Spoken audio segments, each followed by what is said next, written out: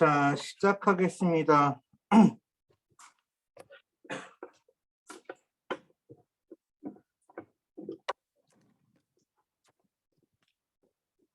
자, 4번부터 9번까지는 지문에 대한 얘기인데요. 융합 지문이라 조금 어려운 내용일 거예요. 그래도 하나하나 본문 문장 하나 뜯어가면서 한번 보도록 합시다. 자, 거기 제일 첫 문장부터 갈게요. 식품처럼 그래, 독서회장은 기본적인 것 좀 설명드립시다. 어차피 내일 모의고사 볼 텐데 어떻게 볼 건지 한번 따라보시기 바랍니다. 여러분, 독서는 기본적으로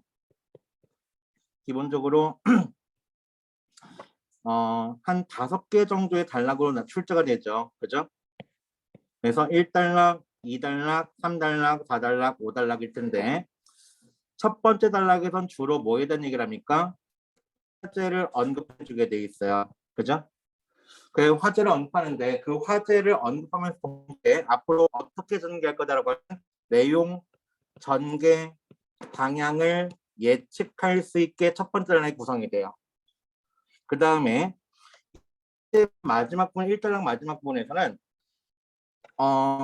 이 글의 이야기인데 중심을 이해하기 위해서는 기본적으로 개념 2가지가 있다라면서 전제가 되는 개념 2가지를 바탕으로 중심화제를 이해하자는 말로 끝나게 됩니다. 실제로. 그죠? 그래서 중심화제에 대한 걸 얘기하고 마지막에 가서 5단락에서 됩니다. 그럼 여러분들 이 지문이 이렇게 주어졌으면은 이 글의 핵심적인 내용은 4번째 단락의 핵심적인 내용이에요. 왜냐하면 여기에서 기억을 갖다 2단락에서 얘기하고 니은을 갖다 3단락에서 얘기하고 이것을 통해서 4단락에 있는 핵심 화제, 중심 화제를 이해하자 했으니까 4단락이 중심 내용이 될 거예요. 그죠? 그리고 그거에 대해 마무리를 짓는 게 5단락입니다. 지문이 이렇게 구성되면요, 출제위원들은 여기에 대해 문제를 물어볼 때 첫 번째 가장 먼저 출제하는 문제가 바로 뭐냐? 중심 화제를 통해 물어보는 문제를 출제할 거예요. 그래서 그걸 갖다가 주로 보기를 활용해서 윗글을 바탕으로 보기를 이해한 내용으로 적절한 것, 적절하지 않은 걸 묻기 때문에 보기 문제가 바로 중심 화제에 대한 문제입니다. 두 번째, 출제위원들은 중심화제에서 전제가 되는 개념을 미리 설명해 줬는데 이거에 대해 안 물어볼 수가 없어요. 따라서 두 번째 출제하는 문제는 전제가 되는 개념 기억과 니은의 공통점을 묻거나 차이점을 묻거나 그것들에 대해 이해한 걸 물어보게 되어 있습니다. 세 번째 문제는 자, 잘 보세요. 지금 두 번째, 세 번째, 네 번째 단락에 대한 거 문제는 이미 한 번씩 출제했어요. 그럼 나머지 활용되지 않은 부분이 있죠. 어디하고 어디예요? 1단락과 5단락이에요. 근데 5단락은 이미 2, 3, 4단락이 다룬 거였다가 마무리하는 얘기인데 앞에 있는 거 똑같은 얘기 나오게 돼요. 그래서 1단락에 있는 것 중에서 1단락 중에서 선지를 만들어서 내용 일치 문제를 묻는 경우가 있습니다. 그리고 또는 내용 전개 방향을 물어보게 돼 있어요. 이렇게 물어보면 총 4문제. 하나, 둘, 셋, 넷. 그 중에 첫 번째 출제도 보기가 바로 3점짜리. 나머지 2점짜리 3개. 해서 총 몇 점? 9점짜리 문제.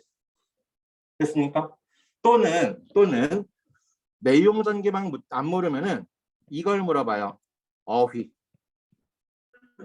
그래서 5개 출제 가능한 게 5개인데 그 중에 4개 출제하는 게 비문학 독서 지문입니다. 이거 2개를 묶어서 4번부터 9번까지 출제하는 게 바로 뭐예요? 6문제짜리죠. 그죠? 이걸 2개를 종합하는 거예요. 그러니까 그때는 보기가 2개 나올 수 있겠죠. 보기 문제가. 그죠? 그리고 어휘 문제 하나 꼭 나올 거고요. 그 다음에 대체로 4번 문제 뭘 배치합니까? 내용, 전개, 방향, 방식을 물어보죠. 그리고 나머지는 부분에 대한 이해.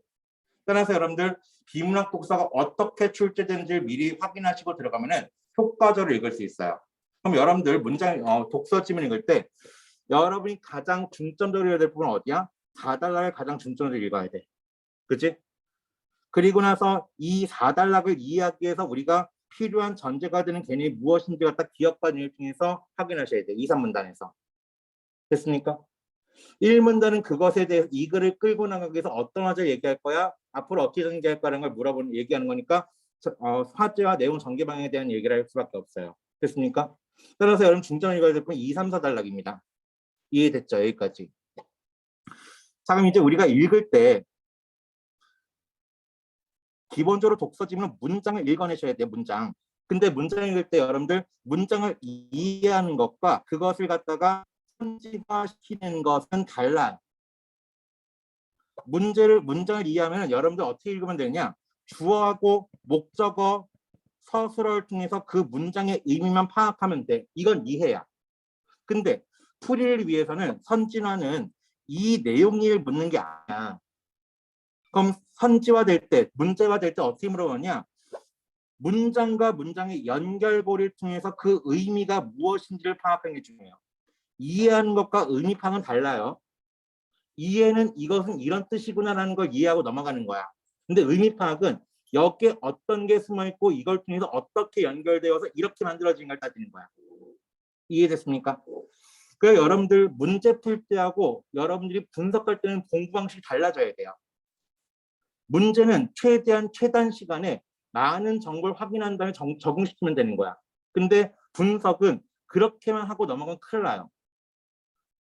오늘 저는 여러분에게 그 문장의 의미를 파악하는 것과 분석을 어떻게 할 것인가에 대한 말씀을 드릴 거예요. 평소 공부할 땐 이렇게 공부하실 때 문제풀이를 이렇게 가져가시면 큰일 납니다. 80분 동안 한 개쯤밖에 못 볼 수 있어요. 그럼 대학 가기 싫다는 얘기잖아요, 이거는. 그치? 따라서 여러분들 분석하는 훈련과 공부하는 건 좀 달라져야 된다는 거 꼭 기억하시기 바랍니다. 됐습니까? 자, 그럼 문장의 의미 연결고리 파악하려면 어떻게 되냐? 첫 번째, 가장 먼저 주술관계를 통해서 의미를 이해하셔야 돼요. 먼저. 근데 거기다가 목적어나 부사어도 집어넣을 텐데 목적어와 부사어를 집어넣어가지고 그것의 의미 파악, 즉 이해를 하시는 거예요. 근데 그것이 어떻게 연결되는지는 나중에 뭘 통해서 관형어를 통해서 문장과 문장의 관계를 파악하셔야 돼요. 그리고 지시어와 접속을 통해서 어떤 것이 어떻게 연결되어 끝까지 이어져 내려가는가, 이걸 파악하셔야 돼요. 됐습니까? 그래서 요것들을 갖다 분석하는 훈련을 제가 이제 이번 시간에 좀 해드릴 테니까 그것 좀 미리 한번 파악하시기 바랍니다. 됐습니까? 자, 그래서 비문학 독서 내일 하실 때는 일단 아직까지 연습이 안 됐을 테니까 지금까지 하시던 대로 하시고 오늘 제가 알려드린 방법대로 이제 나머지 공부하셔가지고 다음에는 좀 더 좋은 성적을 얻을 수 있도록 분석하면서 공부하는 거, 그 다음에 그거 갖다 적응시키는 거 한번 해보시기 바랍니다. 됐습니까? 자, 그럼 이제 우리 본격적으로 지문을 좀 갑시다. 자, 식품처럼 가지문이에요. 식품처럼 개인 차원의 소비되는 소비하는 사용자와 달리. 자, 그럼 일단 첫 번째 문장 봤더니요. 식품처럼 개인 차원의 소비하는 사용자니까 여기서부터 여기까지가 사용자를 꾸며줘요.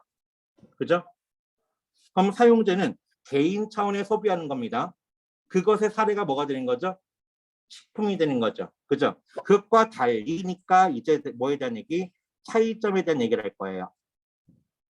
그죠? 공원처럼 여러 사람의 공동 소비를 위해 생산된까지가 또 생산을 제한한 서비스를까지를 또 뭘로 보니까 공공재라고 한대요. 그럼 여기서 이제 우리가 첫 번째 문장 읽었는데 여기까지 읽었으면 여러분들 뭘 또 해야 되냐? 아하, 이 글은 사용자와 공공재의 차이점에 대해서 기억하셔야 될 것 같고, 그 다음에 사용자가 중심화제일까요? 공공재가 중심화제일까요?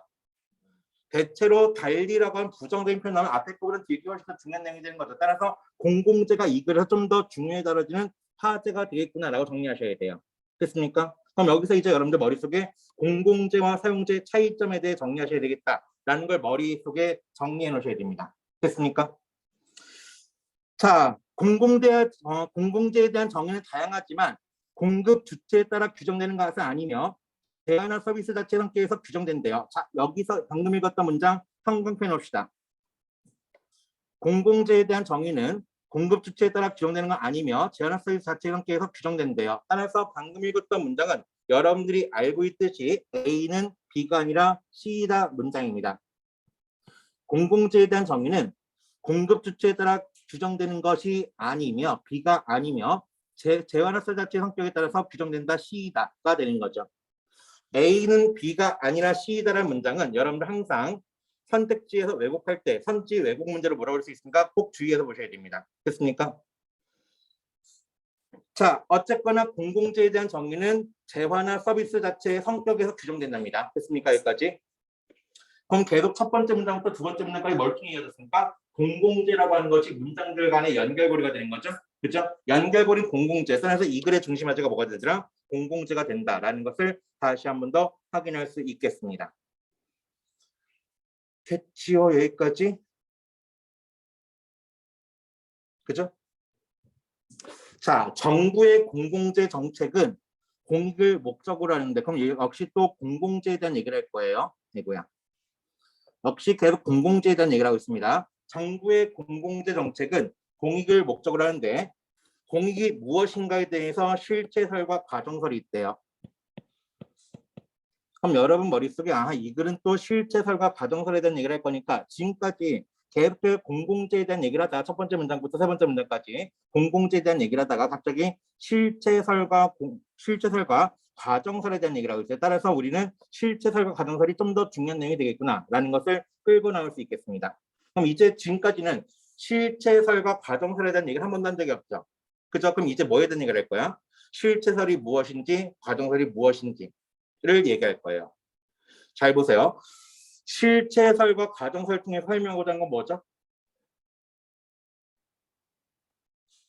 실체설과 과정설 통해 설명하고자 하는 건 뭐예요? 공익이 무엇인지에 대해 얘기할 거예요. 그죠? 공익이 무엇인지를 얘기해야지만이 공공재에 대한 얘기를 할 수 있잖아. 그치? 따라서 이 글은 실체설과 과정을 통해서 공익에 대한 얘기를 할 거고 그것을 통해서 공공재 정책에 대한 얘기를 할 거예요. 됐습니까?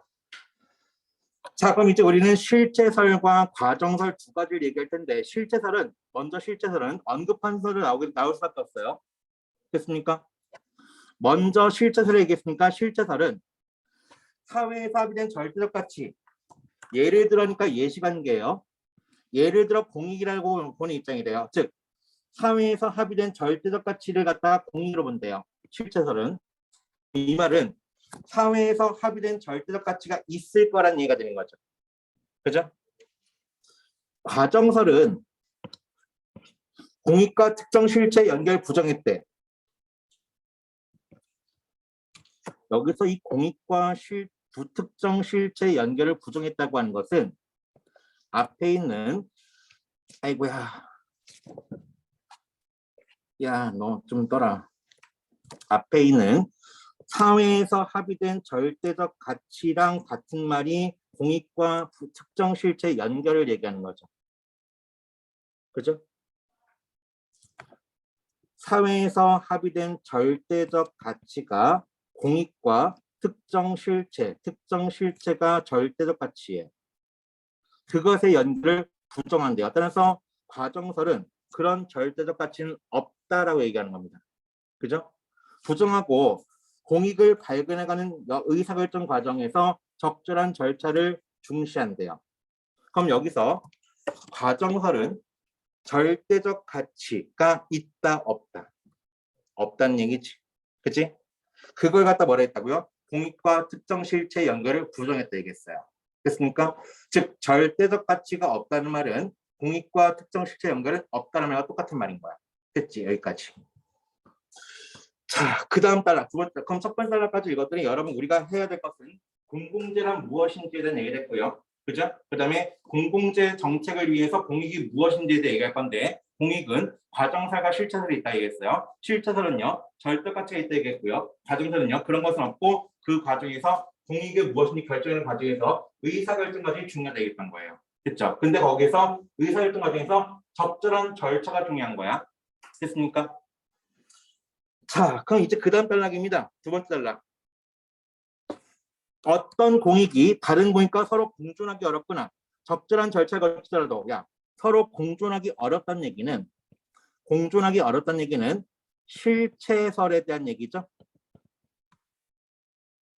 그치? 왜? 어떤 절대적 가치가 있으니까 그것이 서로 존재해야지만 서로 공존하기 어려운 거 아니야. 그치? 그럼 그건 실체설의 입장이야. 그치? 또는 적절한 절차를 거치더라도 대립되는 서로 대등할 경우, 그럼 적절한 절차를 거치는 것은 누구에 대한 얘기니?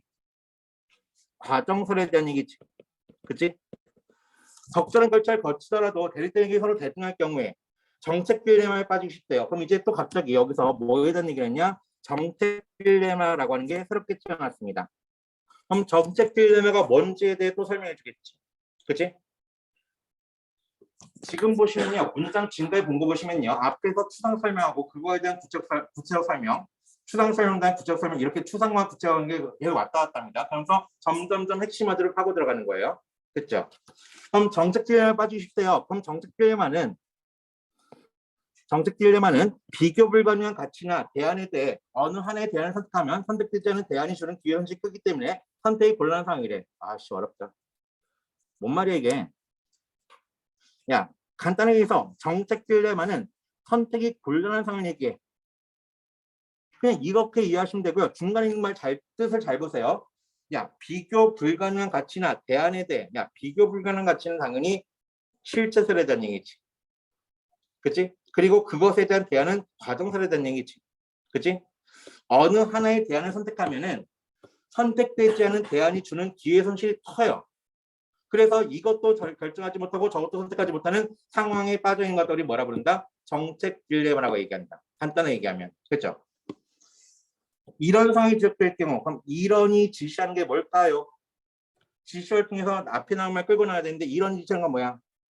정책 딜레마의 상황, 즉 선택이 곤란한 상황을 얘기하는 거겠지. 그렇지?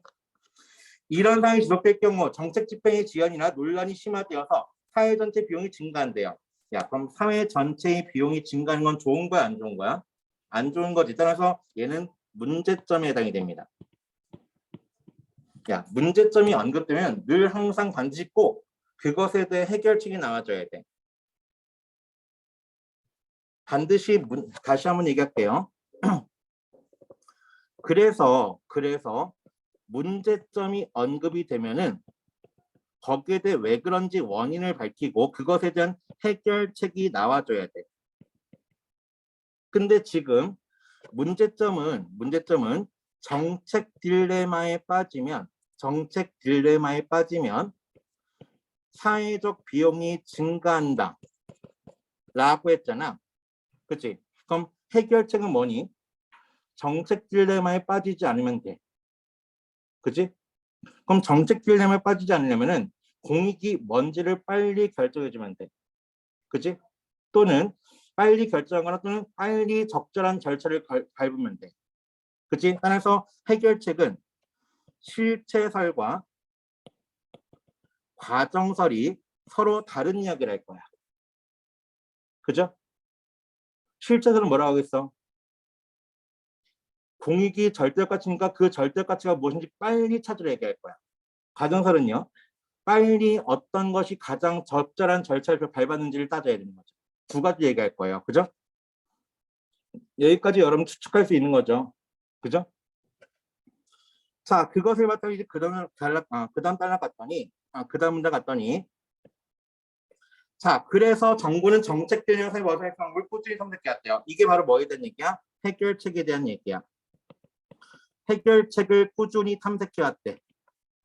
꾸준히 탐색했다는 얘기는 해결책이 아직까지 완전하게 나온 건 아니라는 얘기가 되는 거지. 그치?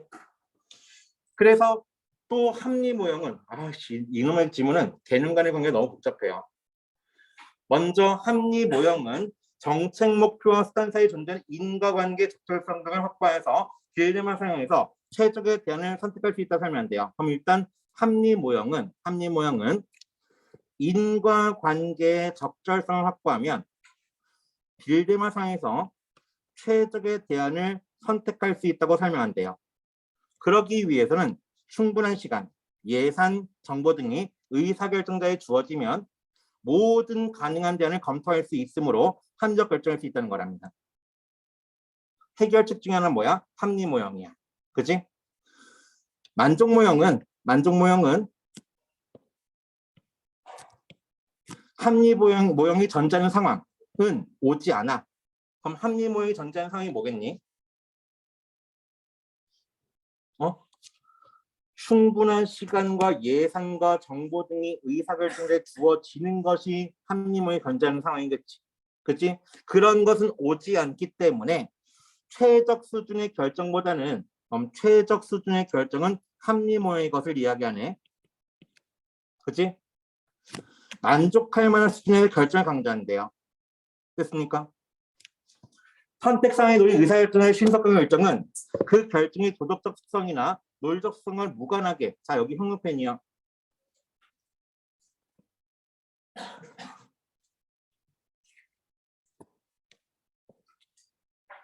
자 다시 의사결정자들의 신속한 결정은 신속한 결정 결국 사회적 비용을 감소시키는 거지.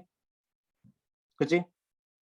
신속한 결정은 도덕적 특성이나 논리적 특성을 무관하게 정책 결정의 불확실성을 제거하게 되고요. 그래서 사회에 긍정적으로 작용한다 본대요. 아까 봤듯이 아까 문제점이 뭐였지? 정책 딜레마는 이것도 아니고 저것도 아니고 선택 곤란 상황이지. 그런 상태가 지속되면은 결국은 사회 전체 비용이 증가하는 거지. 그치? 그럼 합리모형은 그런 딜레마 상황에서 최적의 대안을 선택하기 위해서는 충분한 시간과 예산과 정보 등의 의사결정에 주어져야 돼. 그러면은 다시 또 무엇을 결정해야 될지 모르는 곤란 상황에 빠지는 거지. 그렇게 되면 다시 사회적 비용이 증가하지. 그럼 또 그 사회적 비용을 감소시키기 위해서 또 충분한 시간과 예산과 정보를 또 주어져야 되네. 그치? 그럼 다시 또 모든 가능성을 검토하다 또 다시 이렇게 되겠네. 그럼 이 합리모형은 이런 정책 딜레마 상에서 해결책이 돼야 안 돼요.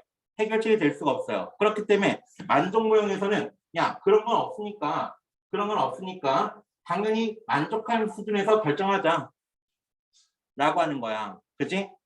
그렇게 되면은 근데 그 결정은 의사결정자 결정할 건데 빠르게 결정할 건데 그때 그것에 대해서 도덕적 속성이나 논리적 속성에 무관한 거야. 관련이 있으면 안 돼. 어쨌거나 그렇게 정책 결정 불확실성을 제거하게 되는 거야. 됐어요? 그럼 정책 결정을 빨리 했으면요. 너 빨리 했으니까 그건 도덕적으로 옳지 않아. 라는 말 하면 안 된다는 얘기야. 그치? 됐습니까? 그렇게 불확실성을 제거하면은 불확실성 제거한다는 얘기는 결국 뭐야? 사회 전체 비용을 감소시킬 수 있다는 얘기 아니야. 그렇게 되면 뭐가 된다고? 긍정적으로 작용한다. 그럼 지금 앞에 있는 말 계속 똑같은 말 연결시켜서 다르게 해석할 수 있는 거죠? 그죠? 자, 어쨌거나 빠르게 결정하면 그것은 사회에 긍정적으로 작용한대요. 자, 어떤 결정하든지 능률적인 방향으로 자원을 배분할 수 있는 시장의 역할을 기대하는 것입니다. 그럼 이제 시장의 역할은 시장은 능률적인 방향으로 자원을 배분할 수 있는 시장인 거지. 그치? 그럼 여기서 합리 모형은 시장의 중요성에 대해 인식하지 않고 있는 거야. 그치? 만족 모형은 시장의 기능을 염두에 두고 있으니까 만족할 만한 수준의 결정 해결될 것이라 얘기하는 거지. 그럼 시장을 중요시 여기는 것은 합리 모형이 아니라 만족 모형이 되겠네요. 됐습니까? 됐죠? 자, 정책 딜레마의 지속은 이건 문제상인 거지. 정책 딜레마의 지속은 사회 전체 비용을 급격히 증가시킨다. 이건 문제점이야. 그지? 충분한 예산과 정보가 갖춰질수록이니까 이거 뭐야? 합리모의 전작은 상황인 거지. 그치? 갖춰질수록 검토할 시간은 무한대로 늘어나기 때문에 이거 문제점인 거죠. 그죠? 현실에서는 딜레마 지속으로 인한 비용 역시 대폭 증가한대요. 즉 문제점에 대한 해결책이 또 역시 문제점이 되는 거야. 그치? 그렇기 때문에 이런 점에서 만족 모형은 주어진 시간과 예산이 부족하여서 어쩔 수 없이 받아들인 결정이 아니라 딜레이 사망의 지속에 빠지지 않은 의사결정의 전략을 습득할 수 있대요. 물론 그 의사결정의 결정은 아까도 얘기했지만 도덕적 속성이나 논리적 속성은 무관해야 돼. 그치? 어쨌거나 그건 빠른 결정 뭐야? 불확실성을 제거해 주는 거지. 됐습니까? 첫 번째 질문은 그냥 쉽게 이렇게 읽을 수 있는데 구조가 이렇게 돼 있죠? 머릿속에 구조 한번 떠올려보세요. 맨 처음에 뭐에 대한 얘기를 했습니까? 공공재에 대한 얘기를 했어요. 그치? 공공재에 대해서 공공재는 결국 공익을 위한 건데 공익이 어떤 게 있다고요? 실체설이 있고 과정설이 있대요. 그죠? 실제로는 절대가치가 있다 얘기하는 거고 과정은요 그 과정이 중요하다 했던 거죠. 대신에 과정은 정당한 절차를 밟아야 되는 거죠. 그죠? 공익에 대한 얘기를 했고 공익을 갖다가 정부의 공공재 정책에 대한 얘기를 실현하기 위한 건데, 그치? 그 다음에 거기에서 공익을 어떻게 결정할 것인가에 대해서 뭐가 있다고요? 어떤 것도 결정하지 못한 상황이 있다고 얘기했잖아요. 그죠? 따라서 그게 뭐라고요? 정책 딜레마라고요. 근데 정책 딜레마는 문제점인 거지. 사회적 비용이 증가니까. 그래서 거기에 대해서 정책 딜레마를 해결하게 하는 해결책은 뭐야? 하나는 합리 모형이 있고 하나는 과정 모형이 있었죠. 그죠? 만족 모형이 있었죠. 야, 합리 모형은 충분한 시간과 예산과 다 모든 걸 줘야지만 해결할 수 있는 거지. 근데 얘는 해결책이 되니 안 되니? 해결책이 될 수가 없어. 그래서 만족 모형은 만족할 만한 수준에 결정하자는 얘기야. 그럼 나머지 뭐가 해결해 줄 거니까?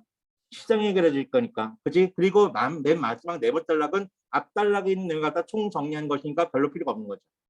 그죠? 이렇게 여러분들 머릿속에 이게 정리가 되면 됩니다. 근데 지금 읽었던 문장 계속 앞에 있던 거 반복하고 앞에 있던 거 반복했던 거 똑같은 말이 계속 반복되고 있는 거지. 그치? 그럼 시장의 중요성을 가는 것은 만족 모형이고, 그 다음에 그런 정책 결정들의 결정은 만족 모형에서는 논리적이라 도덕적 수와는 무관한 거죠. 무관하게 어떻게든 빠르게 신속하게 결정하면은 그것은 사회적 병의 감상을 이뤄질 거래요. 그런 내용이라고 보시면 되고 나달라기입니다. 자, 지방정부는 자주적 재원이 지방세원 이외에도 중앙정부로부터 재정 지원을 받아 해당 지역의 공익 실현을 위한 공공재를 제공한대요. 그럼 앞에 있는 가짐과 나짐의 연결고리는 공공재에 대한 얘기예요. 그죠? 공공재를 통해 가짐과 나짐이 연결되었습니다. 근데 지방정부는 지방세원 이외에도 정부의 재정 지원을 받아서 공공재를 제공한대요. 됐죠? 아까는 공공재를 제공하기 위해서 공익이 무엇인지에 따졌고, 그리고 합리 모형과 만족 모형 두 가지를 통해서 공공재가 어떻게 공급할 것인가에 대한 얘기를 했어요. 근데 이번엔 지방정부에서 공공재를 지원하다 있으니까 지방정부의 공공재가 어떻게 되는가에 대한 얘기를 할 거야. 자, 재정 지원에는 그럼 앞에 단락에서 재정 지원을 받는다고 했는데 이것이 다음 단락에 있는 재정 지원과 연결되죠. 그죠? 재정 지원에는 여러 형태 존재하는데 지급 방식에 따라 정액 지원금과 정률 지원금 나눌 수 있대요. 그럼 정액 지원과 정률 지원금이 공통점이 무엇이고 그리고 차이점이 무엇인지를 머릿속에 정리하셔야 돼요. 자, 정액 지원금은 지역 주민의 공공재 지출과 상관없이 이 상관없이랑 꼭 체크 포인트 잡으셔야 될 것 같습니다.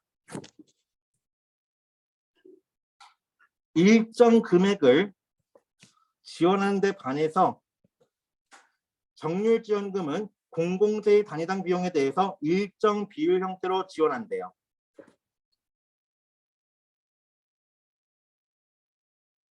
다시, 정액 지원금은 공공재 지출과 상관없이 일정 금액을 지불하는 거야. 정액 지원금은 정률 지원금은 일정 비율 형태로 지원하는 거지. 만약에 내가 공공재를 100만 원어치 이용했어요. 근데 정부에서 나한테 정액 지원금을 써. 야는 100만 원 이용했으니까 내가 거기에 대해서 1000만 원 줄게가 아니라 내가 100만 원 썼든 옆에 있는 애가 50만 원 썼든 상관없이 똑같은 정액 지원 주는 거야. 그치? 정률 지원금은 네가 더 많이 썼네? 더 많은 비율 줄게. 이건 거지. 차이점 생기는 거예요. 자, 근데 두 지원금은 공공재에 대한 지역 주민 소비에 대해 서로 다른 영향을 끼친대요. 두 지원금은 공공재에 다시 뭐라고요? 공공재에 대한 지역 주민 소비에 서로 다른 영향을 끼친대요. 그림은 어느 지역 주민이 소비할 수 있는 공공재 양과 사용재 양을 나타낸 겁니다. 그럼 거기 그림 봤더니 괄호축이 공공재 양인 거지? 세로축이 사용재 양인 거죠? 그죠? 근데 이게 그래프가 이렇게 올라가는 게 아니라 거꾸로 내려오고 있잖아. 우하하고 있지. 그럼 이건 뭐야? 공공재가 늘어나면 사용재 쓰지 않는다는 거고 사용자가 늘어나면 공공재를 적게 쓴다는 거가 되는 거죠. 그죠? 그럼 이때 이 그래프 중에서 우리는 공공재와 사용재의 관계는 무슨 관계다? 반비례 관계다. 라는 거 알 수 있겠죠. 그죠? 따라서 이 그래프를 통해서 우리 공공재와 사용자의 관계가 반비례 관계구나 라는 것을 끌고 나올 수 있을 겁니다. 그죠? 여러분들 항상 비문학점에서 비례 관계 나오거나 반비례 관계 나오면은 항상 예민하게 반응하셔야 돼요. 그게 상관관계 문제인데 우리 머릿속에 비례 관계는 쉽게 파악해요. 뭐가 늘어나면 같이 늘어난 거 맞아 라고 하는 거 쉽게 파악하는데 뭐가 늘어나면 줄어들어는 되게 파악하기 힘들어요. 그래서 항상 반비례 관계 나면 특히 예민하게 반응하셔야 돼요. 됐습니까? 자, 이제 다시 갑시다. 자, 어느 지역 주민이 소비할 수 있는 공공재 양과 사용재 양을 나타낸 건데 이 지역 주민이 보유한 경제적 자원, 예컨대 소득을 통해 선택할 수 있는 공재, 사용재 조합을 의미한 예를 선분 A, B로 나타난대요. 지금까지 이거에 대한 설명했던 거예요. 그죠? 그리고 이 지역 주민의 공공재, 사용재에 대한 선언은 I로 재정 지원에 따라서 변환 선언은 I-로 나타나 있대요. 얘들아, 재정지원 두 가지 형태였지. 뭐였지? 정액지원과 정밀지원이었지. 그치? 그럼 정액지원과 정밀지원 어떤 거든지 간에 지원이 되면 I에서 I-로 옮겨가는 거 맞네. 그치? 지방정부가 지역주민 원하는 바를 충실하다고 전제할 때 이 지역이 선택하게 될 공사용재 조합은 균형점 2로 나타나 있대요. 했죠? 그럼 거기 있는 거 표시를 다 알 수 있겠지? 여기까지는? 먼저 선분 A, B가 이 지역 주민들이 선택할 수 있는 가장 최적의 조합이에요. 그죠? 그 다음에 여기에 선택할 때 가장 최적의 선택인 거지. 그치? 그 다음에 얘가 I-로 옮겨가는 뭘 했을 때, I가 I-로 옮겨가는 걸 했을 때, 정부의 지원이 이루어진 다음에, 그치? 그렇게 되면 얘가 E가 EM으로 옮겨가는 거네. 그치? 요거 좀 일단 그래프를 잘 읽어 놓으셔야 되겠습니다. 자, 이런 조건에서 일정 크기의 정액지원금은 일정한 크기의 정액지원금은 결국 지역 주민의 소득 크기가 증가하는 걸 의미한대요. 정액지원금은 지역 주민의 소득의 크기가 증가한대. 정액지원금은 공공재 소비든 사용재 소비든 어디든 사용할 수 있답니다. 공공재든 사용재든 어디든 사용할 수 있대요. 그래서 이 정액지원금 받는 예선선은 원래 예선선이 바깥쪽으로 풍기기둥이 만들어진 선분 JK가 된대요.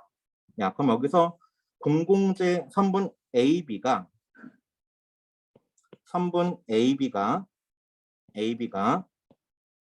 선분 JK를 이용한 것은 이 지역 주민의 소득이 증가한 것을 의미한다. 맞아요, 틀려요? 다시.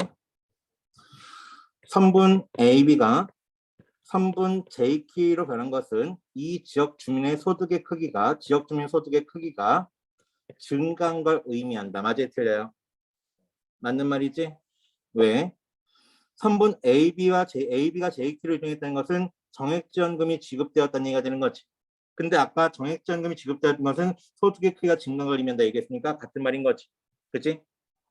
이렇게 중간 연결을 빼고 나서 두 개 연결했을 때 이게 맞는 말인가 틀린 말인가 확인하셔야 됩니다. 됐습니까? 그럼 왜 소득이 증가했다 보는 거지? 정액지원금은 공공재든 사용재든 어디든 사용할 수 있기 때문인 거죠. 됐습니까? 자, 그래서 예를 바깥에 이름한 선분 제기까지인데요. 그리면은 정액지원금 받으면 균형점이 EB로 나타난대요. 그럼 여기는 EB는 정액지원금을 받았을 때 균형점이야. 그지? 됐습니까? 이론적으로 정액지원금은 지역 주민의 소득 증가 동일한 걸 나타내기 때문에 또 앞에 나왔던 말 똑같은 말하고 있는 거지. 그치? 지금 여기 있는 말과 똑같은 말인 거 이거는. 그치? 그래서 각 지역의 기본적 재정 지원을 보완하는 것과 동시에 지역 간의 재정 격차를 조정할 수 있답니다. 됐습니까? 그럼 여기서 재정 기반 보완하는 것 플러스 지역 간 재정 격차를 조정할 수 있대요. 뭐는? 정액지원금은. 그럼 지금까지 정액지원금에 대한 얘기했으니까 이번에 뭐에 대한 얘기할 거야? 정률지원금에 대한 얘기를 할 거야. 그치? 한편 정률지원금은 공공재 공급 보조율에 따라 예산선의 기울기를 변하게 한대요. 자, 아까는 선분 B를 JK로 옆으로 확 올리고 옆으로 위로 올려버렸지. 그치? 평행 이동시켰습니다. 그죠? 그래프를. 왜? 소득이 증가와 똑같은 효과니까. 근데 정률지원금은 기울기를 변하게 하는 거야.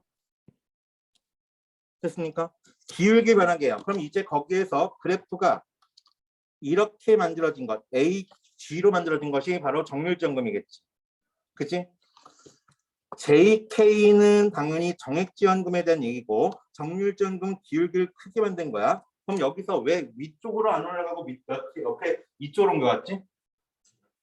공공재 사용에 대한 정률지원금을 지급할 거니까. 그치? 그럼 얘는 정률지원금 오로지 어디에만 쓸 수 있다는 얘기야? 공공재에만 쓸 수 있다는 얘기야. 그치? 아까 정액지원금은 공공재든 사용든 어디서 쓸 수 있으니까 이렇게 선분이 더 위쪽으로 올라간 거잖아. 우상향한 거잖아. 그치? 따라서 됐으니까 여기까지. 자, 그래서 그림에서 본래에서는 선분 A변인데 정률지원금이라는 예산은 선분 A지로만 한다. 이것을 이렇게 정률지원금 지급되면 그 지역이 선택하게 되는 중요점은 EM이 된대요. EM이 된대요. 됐습니까? 그냥 그래프에 대한 설명이 여기까지는 계속. 그죠? 이 경우 그 지역이 선택하는 공공재 양이 증가된 게 나타나 있대요. 맞죠? 똑같은 얘기잖아요. 지금 얘기는. 결국 가격 보조의 의미를 갖는 정률지원금은 뭐라고요? 가격 보조의 의미를 갖고 있대요. 지방정부가 더 많은 공공재 생산하도록 유도하는데 정액지원금보다 더 효과적이라는 걸 알 수 있답니다. 왜? 정률지원금을 지급하게 되면 공공재 선택을 더 많이 할 거니까 지방정부도 공공재를 더 많이 선택하겠지. 정액지원금은 사용자라든지 공공재는 어디를 쓸 수 있으니까 지방정부가 굳이 공공재를 넣을 필요가 없지. 그치? 그럼 사용자, 그러니까 정부, 그 지역 주민이 쓰는 사용자가 늘어난다는 얘기는 시장의 기능이 활성화된다는 얘기가 되는 거죠. 그죠? 앞선 뺐듯이 이론적으로 정액지원금이 지역 주민 소득과 동일한 효과가 나는데요. 그런데 실증 연구에 따르면 정액지원금이 교부되었을 때가 직접적으로 소득이 증가했을 때보다 공공재 추가 생산을 더 촉진하는 경우가 있대요. 헐. 제발 이런 말 좀 뺐으면 좋겠어. 왜 지금까지 다 정리를 다 했는데 여기서 이런 말 하는 거니? 이미 우리 머릿속엔 정액지원금은 공공재를 늘리든 상대를 늘리든 상관없어요. 이건 이렇게 한다고 했는데 갑자기 실증 연구에 따르면 정액지원금이 교부되었을 때가 직접적 소득이 증가했을 때보다 같은 효과인데 이거 두 개는 공공재가 훨씬 더 추가성을 촉진한데 그럼 이건 지금까지 왜 이런 얘기 왜 한 거야? 정액지원금도 공공재를 더 추가적 생산하게 되고 정률지원금도 공공재를 더 추가 생산하게 되는데 이 얘기를 왜 한 거야 지금까지? 이런 말 정말 뺐으면 좋겠어. 이런 사람 끈끈 효과란데요. 끈끈 효과 같은 소리가 있네. 어쨌거나 어떤 정책이 공익 실현 목적이 더 적절한 것인가에 대해 의견을 따르는 숙고할 수밖에 없답니다. 해결책이 있다는 얘기가 없다는 얘기야? 없다는 얘기야. 됐어요? 이런 질문 너무 마음에 안 들어. 정말 싫어. 짜증나. 야, 나도 짜증나. 너는 얼마나 짜증나겠니? 지금까지 이미 머릿속에 개념 다 정리해가지고 이렇게 봤는데 그렇게 보면 실제로는 그렇지 않대. 이런 된장 어쩌라고. 야, 그럼 여기서 지금 내가 평균치는 이거 왜 칠했겠니? 왜곡 포인트죠? 그죠? 지금 여기 제가 현혹치는 포인트들은 다 대부분 왜곡 포인트입니다. 왜곡될 수 있는 가능성이 높은 포인트예요. 여러분들이 출제위원들의 머릿속에 들어오면 이거 여기서 왜곡하려고 이거 일부러 이렇게 썼구나 라고 짐작할 수 있을 거야. 그지? 그러니까 여러분들 모의고사 볼 때 그래. 씨발 이거 어떻게 풀지가 아니라 그래 이번엔 어떻게 출제인지 한번 볼까? 라는 마음으로 접근해 보세요. 왜냐면 여러분 제가 이미 여러분께 출제위원들이 어떻게 출제하는지 방향을 얘기해 드렸어요. 출제위원들도 솔직히 내가 지문 하나를 썼는데 그 출제위원들의 마음은 이거야. 내가 지문 하나를 썼으면 그 지문의 모든 문장이 문제가 되었으면 좋겠어. 그럼 한 10개 문장, 30개 문장을 쓰였다. 그럼 몇 문제 나올 수 있겠니? 선택지가 30개 나올 수 있어야 돼. 근데 실제로 그렇게 나올 수가 없잖아. 그럼 그 중에서 가장 중요한 걸 물어볼 수밖에 없잖아. 그러니까 중심화되어 있는 걸 어디서 물어볼 수밖에 없다. 보길 통해 물어볼 수밖에 없다. 왜 보길 통해 물어볼까? 보기를 통해 물어보는 이유는요. 여러분들이 지문을 이해한 게 이해했는지 안 했는지 파악하는 거는 그 내용을 갖다가 다른 사례에 적용해 봤을 때 이것이 적용되냐 안 되냐 분석하는데 이게 여러분이 내용 이해가 되는지 아닌지 물어볼 수 있어요. 그러니까 학교에 똑같아요. 여러분들 공간적 증상 이해했니? 그럼 이해했으면 이거 다른 사례에서 찾아볼래? 라고 물어보는 거야. 똑같아. 출제위원들은 똑같은 것들이야. 너네들 어떻게 틀리게도 만들고 싶어해. 그치? 그래야지만 점수를 깎을 것이고 그리고 그래야지만 내가 너네들보다 우위에 있다는 걸 보여줄 수 있잖아. 그래 너네가 내 말 들을 거 아니야. 그치? 그렇기 위해서는 똑같은 말을 쓸 수밖에 없어요. 누구든지 출제위원들 간에. 그러니까 모의고사나 수능에서는 그렇게 하기 때문에 다 물어볼 수 없잖아. 30문장 만드는데 30개를 만들 수 없잖아. 그러니까 가장 핵심 중에 하나를 물어보는 거야. 그리고 이걸 이야기해서 전제되는 게 있으니까 그래 이것도 물어봐야지. 그래 뭐 이걸 물어도 핵심하더니 다 물어봤네. 그럼 이제 얘네가 내가 쓴 글을 제대로 읽었는지 확인해 볼까? 이 내용 일치 문제. 에이 그래도 이것들은 그 단어들은 뜻을 알았으니까 이걸 이해하겠지? 단어 문제. 이렇게 물어보는 거라고요. 출제원들이 출제하는 방향 다 이렇게 이럴 수밖에 없어요. 그죠? 따라서 여러분들은 그래 출제원들이 뭘 물어볼지 다 알고 있을 거야 이제는. 다만 그 질문에 대한 이해가 되냐 안 되냐가 문제인 거지. 그치? 그럼 결론 여러분 공부하는 핵심은 결국은 문장을 파악하는 거, 문장을 이해하는 게 중요한 거예요. 그렇다고 이걸 시험 시간 하면 안 되는 거지. 지금 제가 이 질문 여기서부터 여기까지 있는데 지금 한 40분에서 50분 걸렸거든요. 이걸 갖다 학교에서 한 질문 갖다 이렇게 시험 시간에 40분, 50분 걸려가지고 이걸 분석하다 합시다. 대학 안 가겠다는 얘기죠. 그죠? 그러니까 평소에 이렇게 연습한 다음에 이걸 갖다 실전에서 적용시키는 연습을 따로 하셔야 되는 거예요. 제가 볼 때 시간 줄인 연습은 이게 최고야. 이거 말고 또 하나의 방법이 있습니다. 뭐가 있느냐? 양치기라는 게 있습니다. 시중에 있는 모든 문제들 갖다 놓고 다 푸는 거야. 무조건 다 푸는 거야. 그럼 이제 여러분들 스스로 눈에 보여요. 뭐가? 출제위원들의 의도가 보여요. 아 어떻게 출제한 할 거구나. 왜? 형태가 다 똑같으니까. 출제위원들은 이 대가리 있는 사고는 다 똑같아요. 그러니까 그러다가 여러분은 양치기를 통해 분석하느냐 내가 알려준 걸 갖다 적용시키느냐. 제 방법 마음에 안 드는 양치기 하세요. 시중에 지금 나와 있는 게 종로, 비상, 이투스 문제 사설 모의고사 한 달에 한 번씩 나오죠. 이감, 상상, 바탕, 한수 7개 있어요. 한 달에 한 번씩 한 달에 하나씩 한 일주일에 2개씩 나오는 데도 있어요. 이것만 다 풀면 여러분 대학 수능 점수 금방 올라갑니다. 다 풀어야지만이. 왜? 똑같은 맛이 출제니까 계속 연습하는 거야. 아니라면 여러분 하나하나 분석해서 뭐만 분석하면 되냐? 평가원 거, 6월 거, 9월 거 수능. 이거 다 분석할 필요 없어요. 2022, 2021, 20, 19, 18까지만 분석하면 돼. 5개념을. 그럼 몇 개야? 15개지. 그 중에 하나 더 있어요. 뭐냐? A평가 16개만 지금부터 끝날 때까지, 고3 끝날 때까지 계속 똑같은 거 분석해 보세요.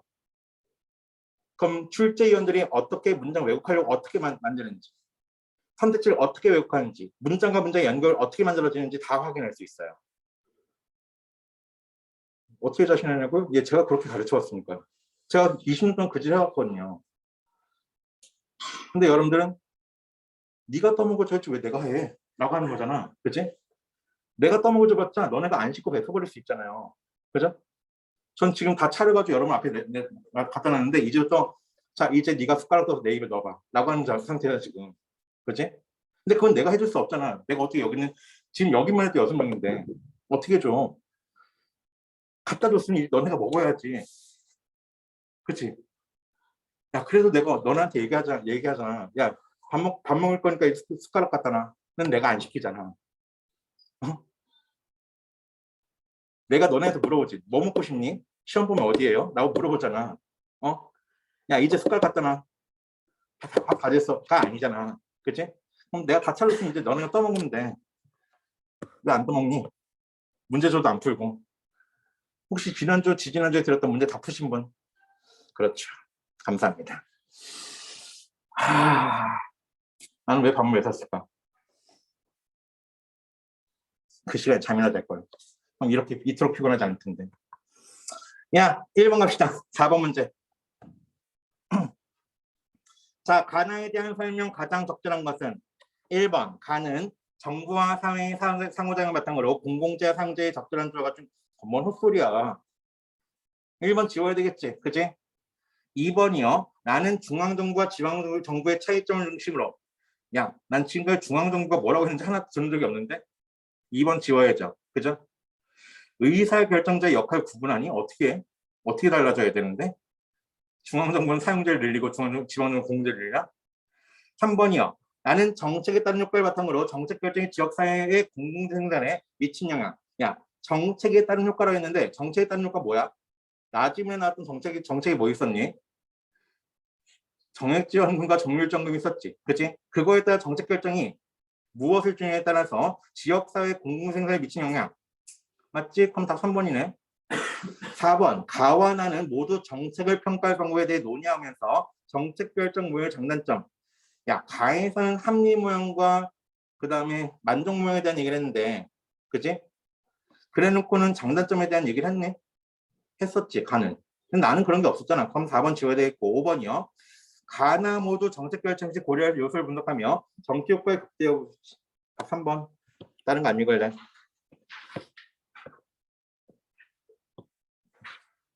5번 문제입니다. 가를 이해한 내용 적절하지 않은 겁니다. 1번. 정책이 추구할 목적으로 사회적으로 합의된 절대 가치가 중시하는 것이 실절이다. 맞죠? 2번이요. 과정설은 어떤 특정 이익도 적절한 절차에 따랐을 경우에 공익으로 간주할 수 있다는 특징이 있다. 맞지? 그치? 아까 과정설에서 적절한 절차를 중시하니까 적절한 절차만 중시하면은 어떤 것이든 공이 될 수 있어요. 그죠? 3번이요. 다양한 이해관계 존재하는 상황에서는 공공재 정책을 둘러싸고 다양한 이익이 존재할 수 있다. 그러니까 이렇게 하자 저렇게 하자 충돌할 수밖에 없는 거지. 그래서 합리 모형과 만족 모형이 나올 수밖에 없는 거죠. 그럼 3번은 맞는 설명이지. 4번이요. 마을에서 운영한 도서관이 모든 시민이 함께 이용하는 성격을 띈다면 당연히 공공재를 할 수 있는 거죠. 그럼 적절하지 건 5번이겠네. 공익의 실체 분명해요. 무슨 설이니? 실체설. 정부 관료들이 준수해야 적절한 절차가 있다면 딜레마 상황에 놓이지 않는다? 야, 공익의 실체 분명하고 관료들이 준수해야 적절한 절차가 있다는 정책 딜레마 상황에 놓이지 않습니까? 정책 딜레마는 어떤 상황에서 어떻게든 존재할 수밖에 없지. 그치? 그럼 적절하지 건 몇 번이야? 5번이겠지. 그치?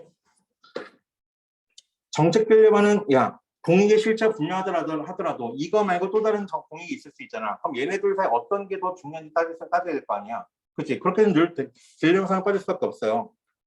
그죠? 6번. 가의 기억린 입장에서 기억이 뭐였니? 합리 모형. 니은은 만족 모형이었지. 그치? 기억린 입장에서 나를 이해한다고 할 때 이에 대한 설명 적절하다는 것은 야, 이 문제를 잘 보시기 바랍니다. 문두를 잘 보세요. 가의 기억과 니은의 입장에서 나를 이해하고 그럼 이제 여러분들 문제 포인트를 잘못 잡으면은 그래 가의 기억리에서 나에 대해 이해할 거니까 나에서 뭐라고 했는지 중요한 게 따질 거야. 근데 이 문제는 가의 기억과 니에서 각각 뭐라고 했는지가 중요한 거야. 나에서 뭐라고 했든지 간에 가의 기억과 니의 입장이 중요한 거야. 그럼 이거 나를 이해한다고 할 때 나를 이해한다를 왜 끌고 왔겠니? 야, 가의 기억과 니에 얘기했던 건 뭐야? 가의 기억은 뭐라 했겠니? 충분한 시간과 충분한 예산과 충분한 정보만 주어지면 최적의 대안을 고를 수 있다. 그치? 그럼 나는 니은의 입장 뭐였니?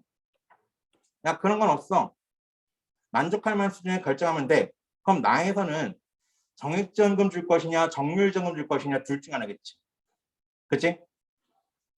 나는 내용이 이거였잖아. 정액지원과 정률지원금의 효과에 대한 얘기를 했잖아. 그치? 그럼 이제 기억에서는 정액지원과 정률지원금이 어떤 게 더 공공재를 늘리는 데 도움이 될 건지에 대해서 충분한 시간과 예산과 정보를 주면은 충분히 어떤 게 더 좋은지 선택할 수 있어.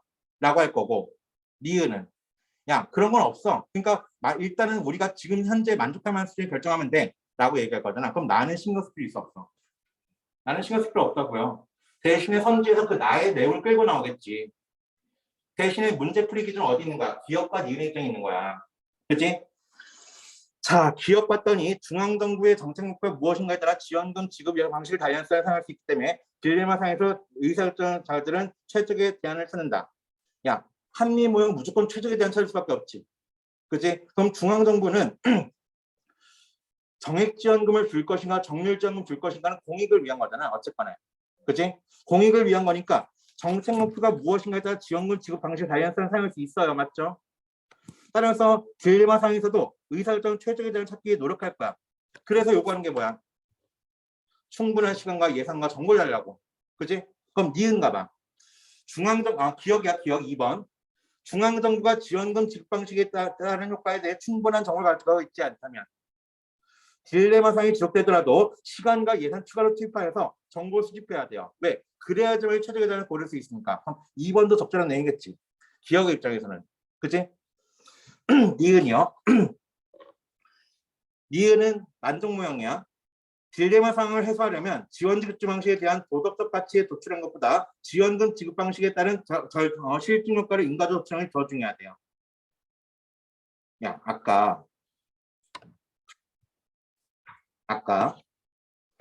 도덕적 속성이나 논리적 속성 무관하게라고 되어 있었지. 그죠?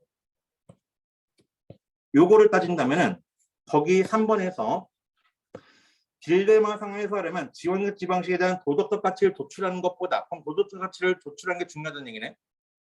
그치? 도덕적 가치를 도출하자는 얘기잖아 이거는.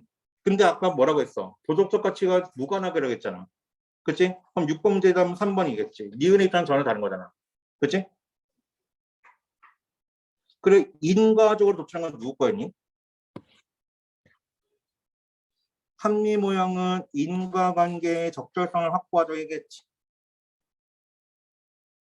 그래 안 그래? 그치? 그럼 여기에서 인과적으로 도출하자고 하는 것은 합리 모형이지 만족 모형이 할 얘기가 아닌 거지. 맞아요. 따라서 적절하지만 몇 번? 3번 되겠네. 4번 중앙정부가 어떤 재정정을 하든 시장에서는 율적 자원 배분할 수 있기 때문에 시장의 역할을 중요하게 여겼어요. 그래서 지원지 방식을 선택하는 딜레마 상에서 빨리 벗어나는 게 중요해요. 맞죠? 5번이요. 딜레마 상에서 중앙정부와 정책 효과에 대해 완전히 정보를 갖게 되는 시간은 무한정 진행될 수 있으니까 그럼 정책 딜레마 상은 똑같은 거잖아. 따라서 만족하는 수준의 재정정 형태를 결정하자. 맞죠? 따라서 적절하지 6번 3번이야. 인과적 도출은 불가능해. 완전 모형은. 그치? 4번이요. 7번이요. 나의 그림을 이해하는 내용 적절하지 않은 것은 정액지원과 정률지원금이 모두 없다면 점 2가 해당 지역에 선택될 공공재와 사용자의 균형이다. 이런 문제 왜 물어보니? 1번 선택지 왜 물어봤을까? 야, 거기에서 지문에서 분명히 각 지역에서 지원금이 없다면 지역 주민이 선택할 수 있는 선분은 A, B잖아. 거기에서 선택할 수 있는 점은 E잖아. 그럼 이거는 그냥 똑같이 앞에 있는 말정만 똑같이 반대로 얘기한 거잖아. 그럼 1번은 맞는 설명이잖아. 그치? 이걸 왜 물어보지? 2번 가볼까? 정률지원금이 지급될 때 균형점에서보다 정액지원금이 지급될 균형점에서 이 지역 주민의 사용자 소비가 더 크다. 아주 미세하지만 정률지원금과 지원금에서 사용자가 그만큼 단어네. 그치? 같잖아. 그럼 2번도 적절한 내용이야. 그치? 야, 이건 그래프만 봐도 해결할 수 있는 문제야. 굳이 지문에 있는 내용을 이해하려고 노력하지 마. 그치? 설마, 야, 내가 눈이 안 좋아서 삐뚤어져 있어가지고 얘가 얘보다 더 높다고 평가할 리는 없잖아. 그치? 그리고 이쪽이 늘어난 쪽이야. 줄어드는 쪽이 아니야. 됐어요? 너네가 나보다 그래프 더 잘 읽을 거 아니야. 산수 너네 수학 나보다 잘하잖아. 난 9등급이니까 못하고. 그치? 의심하지 마. 나 수학 9등급이야. 과학도 9등급이고. 난 국어랑 사회랑 영어로 대학 갔어요. 근데 문과예요. 저희 때는 문과도 과학, 이과, 문과도 사탕, 과탕 둘 다 선택해야 돼요. 국어 60점, 만점. 60점 만점에 60점. 그 다음에 사탐은 내신은 고등급인데 수능은 점수가 잘 나왔어요. 20문제 중에 한 문제 풀었는데 틀렸고 나머지 11문제 찍었는데 10문제 맞았고.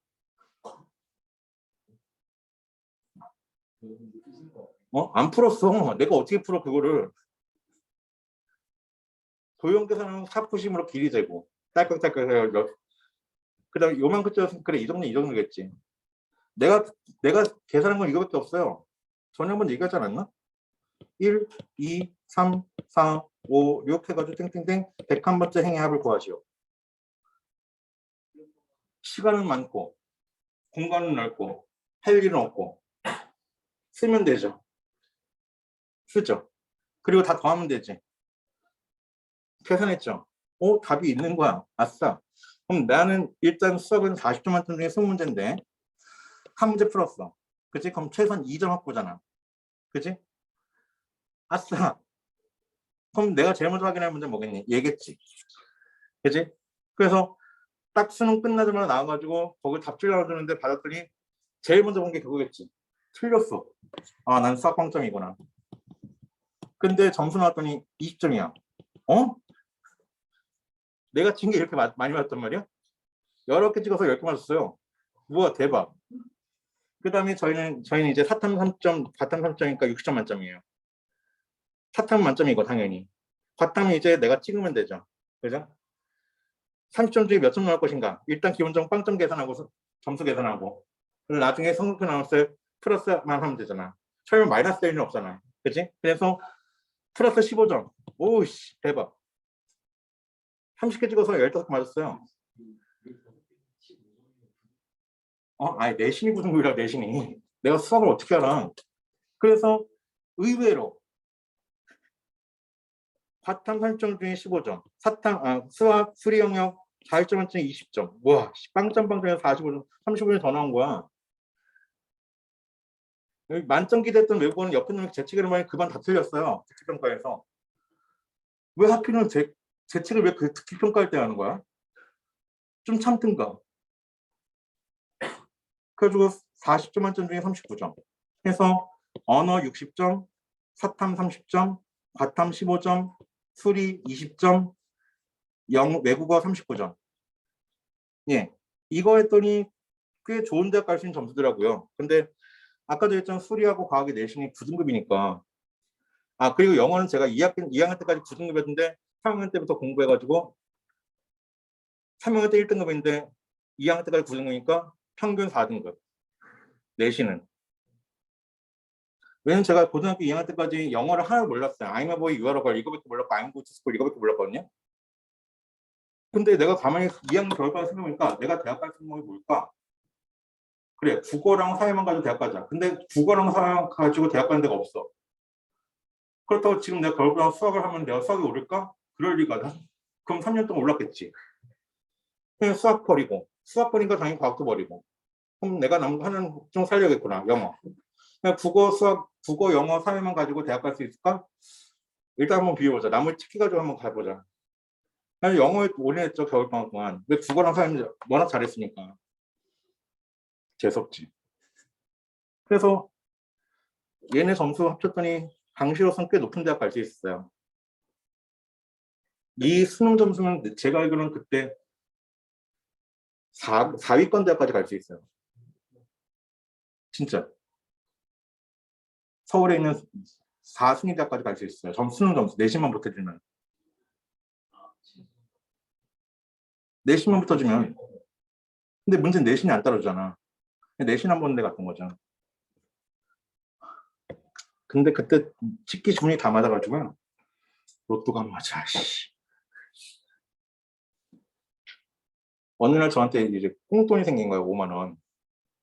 그래, 5만 원. 꽁돈 생겼으니까 이 꽁돈으로 문을 시험해보자. 로또를 5만 원 샀어요. 로또를 5만 원 사면 거기에서 최소한 5만 원 중에 아무리 운이 안 좋더라도 5천 원짜리 한 3장 맞겠지? 하고 그걸 다 샀어요. 와.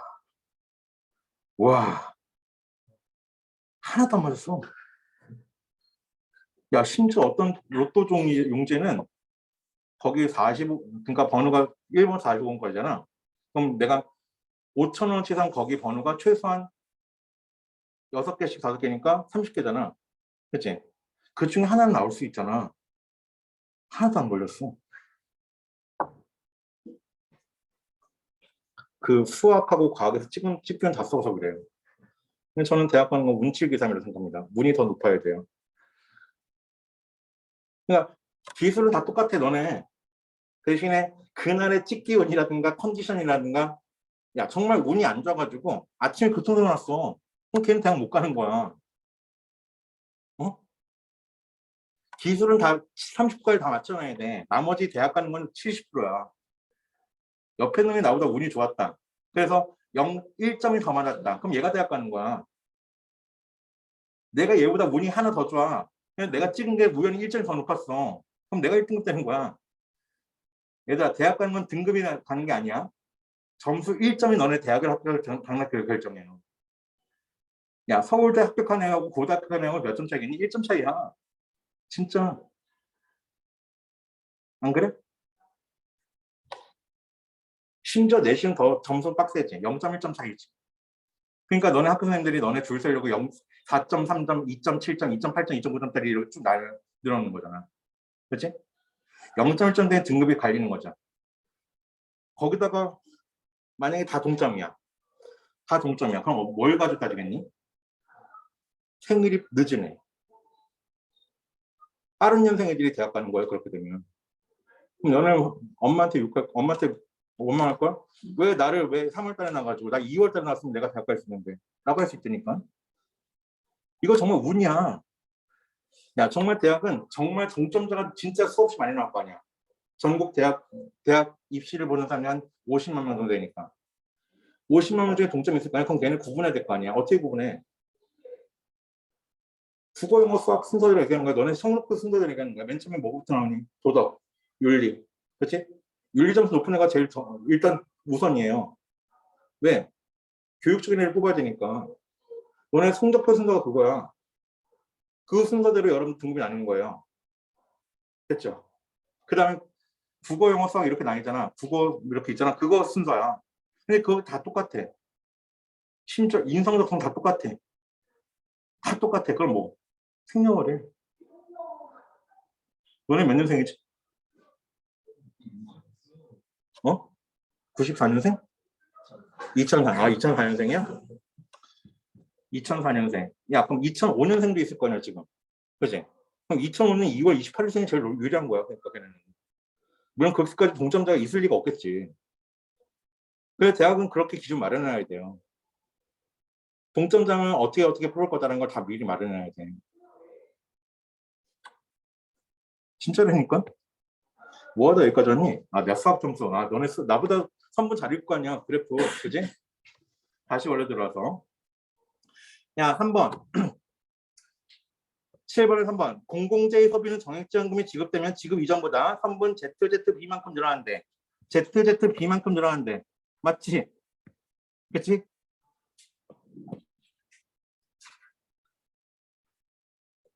이만큼 늘어날 거 아니야. 그치? 그치? 그래서 ZZB만큼 늘어나고 정률지원금이 지급된 지급 이전보다 전분 ZZM만큼 늘어난다. 옆으로 되는 거 맞잖아. 그치? 따라서 3번은 맞는 설명이야. 그치? 4번에 정률지원금이 지급되면 이적 주민의 공공재 소비 부담이 지급 이전보다 일정 비율을 감소하게 되는 거 맞지? 그치? 맞잖아. 그치? 따라서 예산원이 3분 AB에서 3분 AH를 일어난다. 이거 맞는 설명이지? 그럼 적절하는 건 5번이겠네. 5번 왜 틀렸니?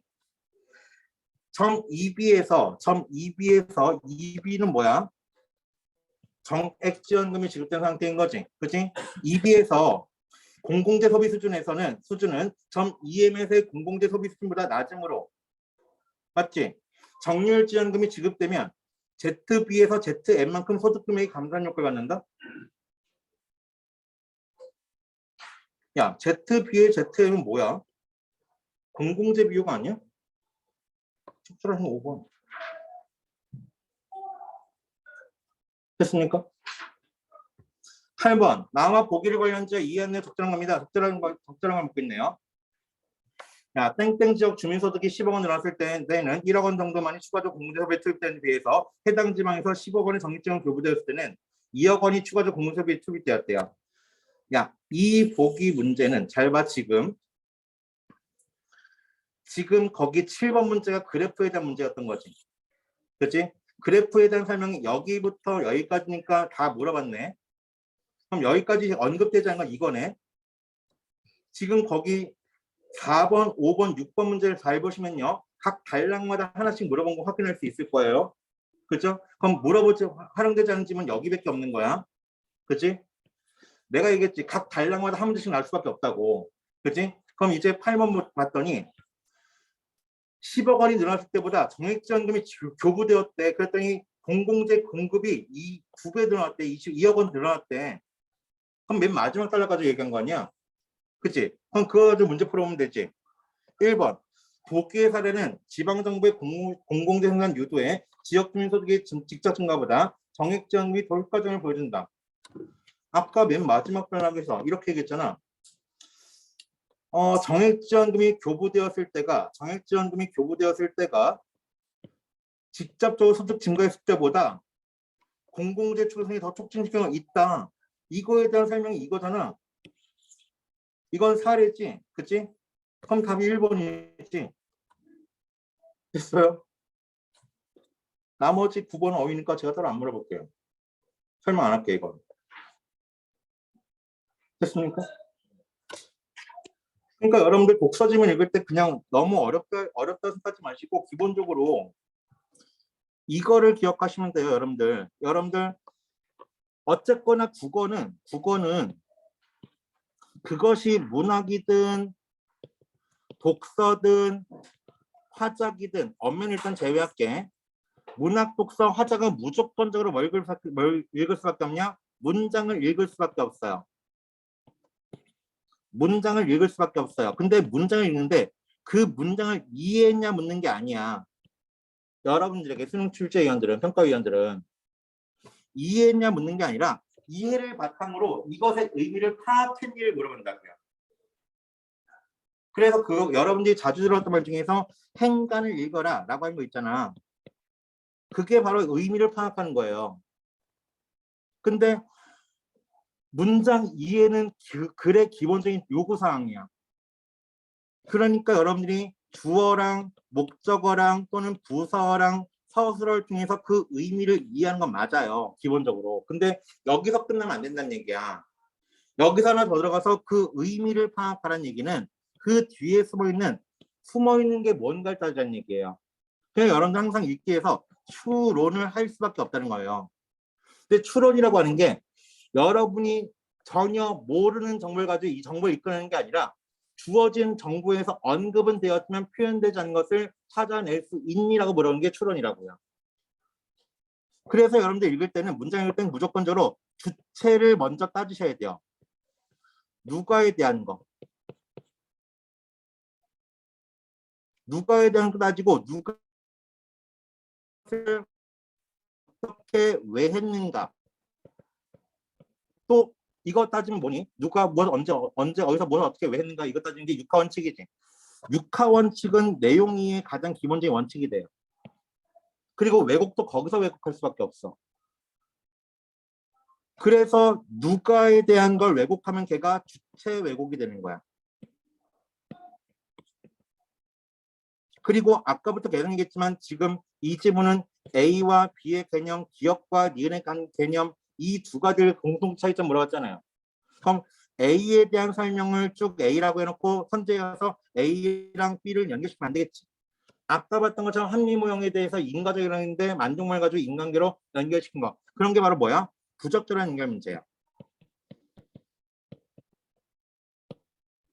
부적절한 연결은요. 진짜 가장 많이 나오는 것 중에 하나예요. 그리고 문장, 지문의 구조는 대체로 문제 해결식이 될 수밖에 없어. 이런 몇 가지 포인트가 계속 반복되는 게 수능 지문이에요. 다만 내용이 바뀔 뿐이에요. 그럼 너네는 기본적인 원칙을 세우고 이걸 바탕으로 적용시키는 연습해야 되는데 문제는 기본적인 원칙이 여러분 눈에 안 보인다는 건 문제예요.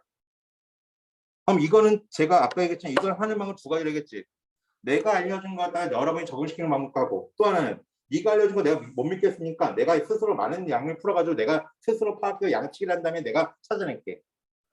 어떤 걸 하는 상관없어요. 올해 말까지, 올해 10월까지 하셔야 돼요.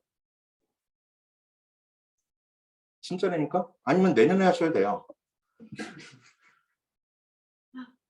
내년 너무 짧은가? 내후년? 그래서 거기 앞에다 N자를 붙이면 되는 거죠. 그죠? 현역이냐 N자냐 이게 달라지는 거잖아. 근데 솔직히 N자 붙는 건 여러분도 별로 안 좋잖아요. 그죠? 왜 11월 달에 시험 보고 나서 12월 달에 좀 신나게 놀면서 좀 겨울방학 좀 편하게 보내는데 엄마 미안해 하면서 엄마가 밥 맛있니? 하면 아니 미안해 하면서 들어올 순 없잖아.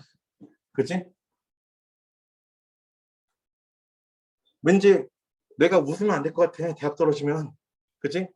그럼 엄마 다 온 가족 모여가지고 즐거운 TV 보고 있는데 엄마 아빠 웃고 있어. 난 혼자 이러고 우울하게 이러고 있잖아. 그치? 왜 웃는 순간 엄마 기분 나빴을 때 웃니? 네가 지금 웃음이 나와? 너 거기 왜 앉아 있어? 나가는 말 들을까 봐. 안 그래? 대학 간 애들은 친구들끼리 놀러서 롯데월드 간대. 엄마 나 어디? 아니야 미안해. 할 수는 없잖아. 그럼 언제까지 10월까지 여러분 이거 맞춰야 된다고요. 그죠? 방금 알려드렸어요 제가. 양치기 하면 됩니다. 아까 얘기했던 7개 모의고사 다 7번 풀면 돼요. 다 풀면 돼요. 양을 늘리면 돼요. 근데 국어만 할 거야? 국어만 할 수 없을 텐데. 이거 하면 하루에 하나씩 모의고사 하나씩 풀면 돼요. 와. 하루에 하나씩 모의고사 풀어요. 와. 나는 못해. 나는 못해 이거 하루에 하나씩. 모의고사 세상에 진짜 많아요. 기출문제 무지 많잖아요. 서점에만 가더라도 너네가 1년 동안 풀었으면 모의고사 양이 쌓여 있어요. 근데 거기다 해마다 매일같이 계속 나와. 난 못해. 그럼 뭐해? 원칙을 알려주면 원칙대로 하고 그다음에 그 원칙을 갖다 너네가 적용시켜보는 거지. 근데 늘 얘기하죠. 수학해야 돼요. 아이씨, 야 수학을 왜 지금 하니? 야 수학은 이미 2월 달까지 끝냈어야 돼. 지금 문제 풀이만 해야 돼. 과학도 2월 달까지 끝냈어야 돼. 문제 풀이만 해야 돼. 그럼 남은 시간 동안 너네가 뭐 해야 되냐? 국어랑 영어를 해야 된다고. 원래 고3 때는 2월 달까지 수학 한번 돌리고 과학 한번 돌려가지고 나머지 기간 동안 문제풀이 하면서 점검하는 기간이 돼야 돼요. 안 됐다. 이게 이때까지 안 됐다. 솔직히 2월까지 한번 돌린 사람 없지? 손 들려고 했던 거 아니야? 한번 돌렸어? 우와. 이제 문제풀이랑 틀린 건 점검하면 돼. 나도 그 생각 중학교 2학년 때까지 했어요. 그래 수학 미리 끝내자. 근데 중학교 2학년 때부터 수학이 이해가 안 되는 거 어떡해. 그냥 수학은 깔끔하게 버리면 돼 나는. 너는 수학 버리면 못해 안 거잖아. 안 그래? 난 수학을 버렸어. 왜? 어떻게든 대학 가겠지. 저 지방대 가겠지. 난 그때 어디까지 갈 생각이냐면 강원도까지 갈 생각이었어요. 강원도에는 시험만 보면 대학 가는 데가 있대요. 선생님한테 그 얘기 들었으니까 그냥 엄마를 어떻게 설득하냐 문제였어. 운 좋게 수학 점수 잘 찍어 나왔고 과학도 잘 찍어 나왔으니까 엄마를 설득할 일이 없었던 거지. 다행히. 근데 내가 지금까지 가르치면서 많은 학생을 만나봤지만 나 같은 케이스는 나밖에 없어요. 수학 포기가 다 과학 포기는 대학 가는 나밖에 없더라고요. 그럼 여러분들은 저 인간이 선택하는 방법은 정말 로또를 미리 끌어놨었구나 라고 생각하시면 돼요. 그죠? 그럼 여러분들 기본적인 걸 한 번 다 돌려야 되는데 수학 과학을 한 번 돌렸으니 못 돌렸다 그러면 최소한 6월 달까지 한 번 있어요. 기회가. 6월 달, 8월 달까지 한번 기회가 있으니까 8월 달까지 한 바퀴 다 돌린 다음에 그 다음 문제풀이를 통해 점검하는 거야. 그때 가서 이거 내가 몰랐던 거 새롭게 알게 되었어. 이거 큰일 나요. 그럼 그동안 계속 국어를 같이 돌리면서 과학하고 수학 같은 거 미리 한번 돌렸으니까 나머지 시간 뭐에 투자하는 거야? 국어에 투자하는 거야. 이게 여러분들 고3 때 공부 방식이에요. 이게 안 된다고 한다면 정말 앞에 N자 붙이는 거죠. N자 붙여도 뭐 1년 늦는 거야 뭐. 평생 인생에 별로 차이도 안 나요. 진짜. 그러니까 일단 여러분들 오늘은 거기 모의고사 4번, 9번까지 해드릴 거예요. 다음 주에는 남은 모의고사 지문 나머지 있죠. 4개 지문. 아마 거기서도 여러 어려운 거 지문이 아마 리드와 흉. 그지? 그것도 좀 깔깔할 것이고, 그 다음에 제가 볼 때 여러분 학교에서 가장 왜곡하기 딱 좋은 문제가 저거야. 자동완성. 그거를 갖다 다음 주에 좀 자세히 설명드리고 1번부터 3번까지는 설마 제가 자세히 설명드릴 거 있을까요? 능숙한 독자에 대한 얘기인데. 예, 한번 같이 봅시다.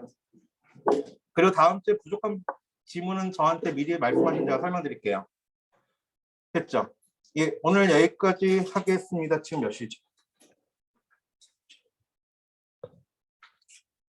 55분.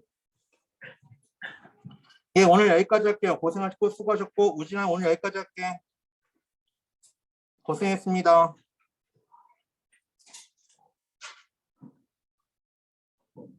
오늘 추천 포인트 주신 프린트 예 있는데 제가 저거 카톡으로 보내드릴게요.